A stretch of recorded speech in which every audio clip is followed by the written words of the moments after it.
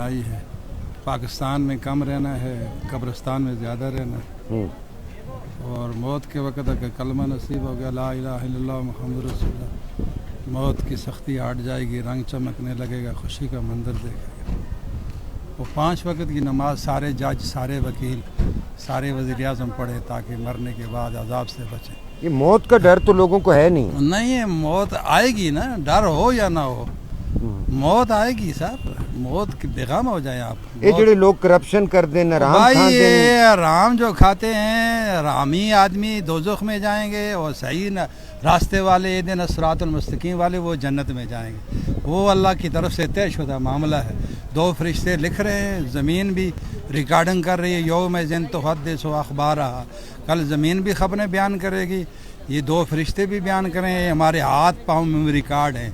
जिसको अल्लाह की ज़ात याद नहीं है वो मुर्दा है।